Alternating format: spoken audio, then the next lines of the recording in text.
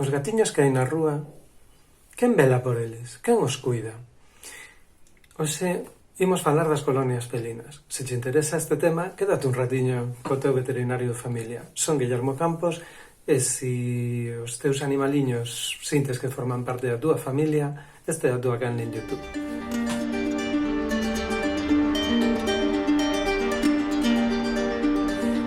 Mirade, en 2007 a Xunta de Galicia fixo unha legislación de benestar animal onde describía o que tiñan que ser as colonias felinas en Galicia. As colonias felinas son unha figura que xa estaba anteriormente desenvolvida en moitos outros lugares. Para que vos fagades unha idea, en Madrid, un pouquiño despois, en 2008, o número xa andaba sobre as 1100. Pois hai muchas, tío.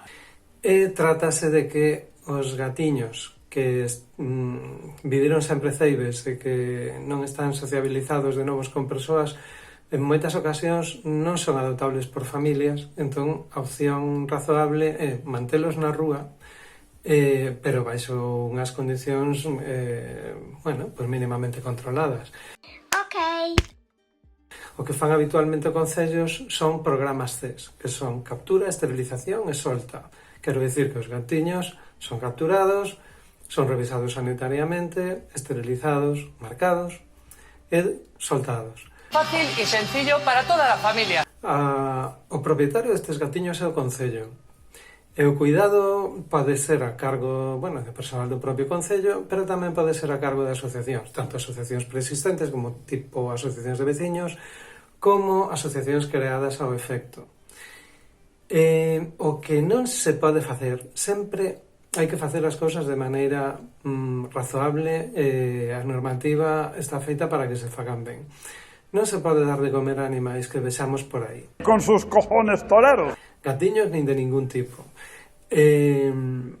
Se queremos alimentar animais da rúa, pois ten que facerse a través dunha asociación autorizada. E se os queremos adaptar, faise igualmente a través das asociacións. Por favor. Nos animamos a que se faga.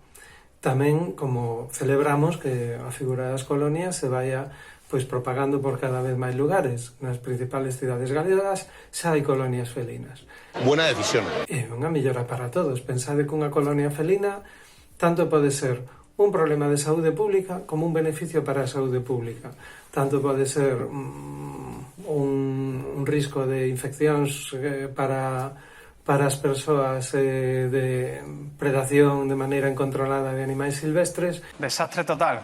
Como servir para controlar especies que poden non ser beneficiosas, como aos ratos ou as ratas. ¡Estupendo! De maneira que corresponde aos concellos facer unha xestión intelixente que nos beneficia a todos neste sentido. Se vos gustou o tema, recordad darlle un like. Se vos gustan en xeral estes temas, invitámosvos a suscribirvos. Podedes facernos comentarios, suxerencias, propoñernos temas. Xa sabedes que somos unha familia e queremos que todos participemos. E cada vez ser unha familia máis grande. Vinguiños, familia. Chao.